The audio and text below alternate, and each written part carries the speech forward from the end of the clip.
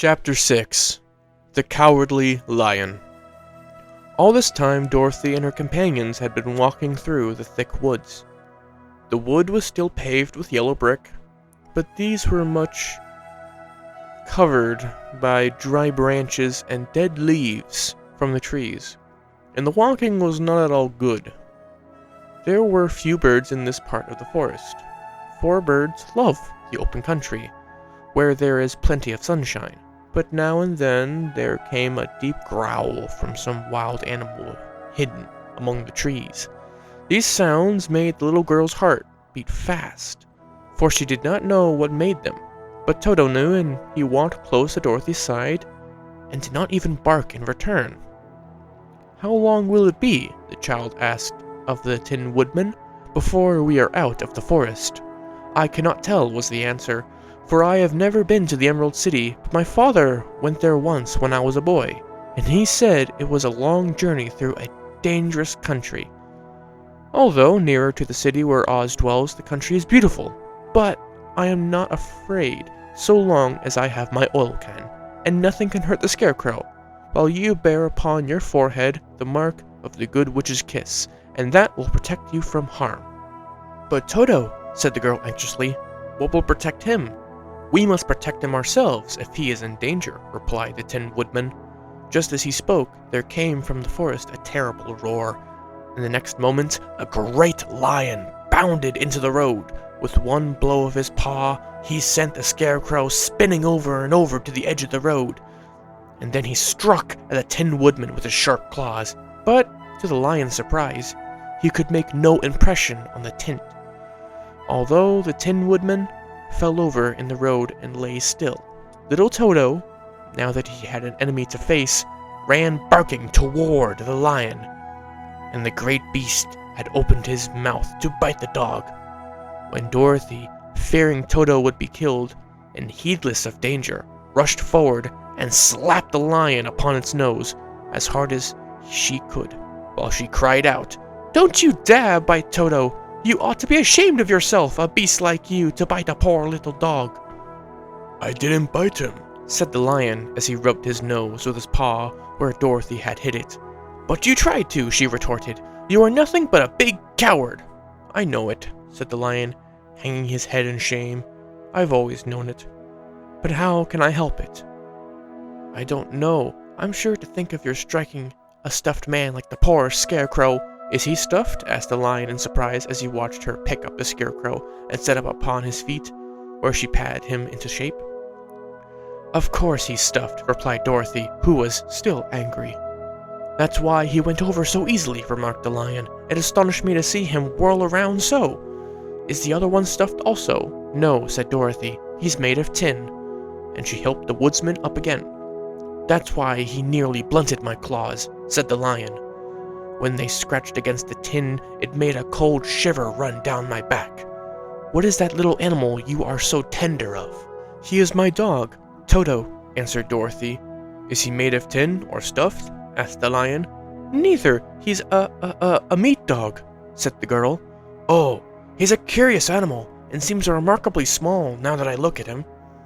No one would think of biting such a little thing, except a coward like me," continued the lion sadly. "What makes you a coward?" asked Dorothy, looking at the great beast in wonder, for he was as big as a small horse. "It's a mystery," replied the lion. "I suppose I was born that way. All the other animals in the forest naturally expect me to be brave, for the lion is everywhere thought to be king of beasts. I learned that if I roared very loudly, every living thing was frightened and got out of my way. Whenever I've met a man, I've been awfully scared. But I just roared at him, and he has always run away as fast as he could. If the elephants and tigers and bears have ever tried to fight me, I could have run myself. I'm such a coward. But just as soon as they hear me roar, they all try to get away from me, and of course I let them go." "But that isn't right. The king of beasts shouldn't be a coward," said the Scarecrow. "I know it," returned the lion, wiping a tear from his eye with the tip of his tail. "It is my great sorrow, and makes my life very unhappy. And whenever there is danger, my heart begins to beat fast. "Perhaps you have heart disease," said the Tin Woodman. "It may be," said the Lion. "If you have," continued the Tin Woodsman, "you ought to be glad, for it proves you have a heart. For my part, I have no heart, so I cannot have heart disease." "Perhaps," said the Lion thoughtfully, "if I had no heart, I should not be a coward." "Have you brains?" asked the Scarecrow. "I suppose so. I have never looked to see," replied the Lion. "I am going to the Great Oz to ask him to give me some," remarked the Scarecrow, "for my head is stuffed with straw." "And I am going to ask him to give me a heart," said the Woodman. "And I am going to ask him to send Toto and me back to Kansas," added Dorothy. "Do you think Oz could give me courage?" asked the Cowardly Lion. "Just as easily as he could give me brains," said the Scarecrow. "Or give me a heart," said the Tin Woodman. "Or send me back to Kansas," said Dorothy. "Then, if you don't mind, I'll go with you," said the Lion, "for my life is simply unbearable without a bit of courage." "You are very welcome," answered Dorothy, "for you will help to keep away the other wild beasts. It seems to me they must be more cowardly than you if they allow you to scare them so easily." "They really are," said the Lion, "but that doesn't make me any braver, and as long as I know myself to be a coward, I shall be unhappy." So once more the little company set off upon the journey, the Lion walking with stately strides at Dorothy's side. Toto did not approve of this new comrade at first, for he could not forget how nearly he had been crushed between the Lion's great jaws, but after a time he became more at ease, and presently Toto and the Cowardly Lion had grown to be good friends. During the rest of that day, there was no other adventure to mar the peace of their journey. Once indeed the Tin Woodman stepped upon a beetle that was crawling along the road and killed the poor little thing. This made the Tin Woodman very unhappy, for he was always careful not to hurt any living creature, and he walked along, he wept several tears of sorrow and regret. These tears ran slowly down his face and over the hinges of his jaw, and there they rusted.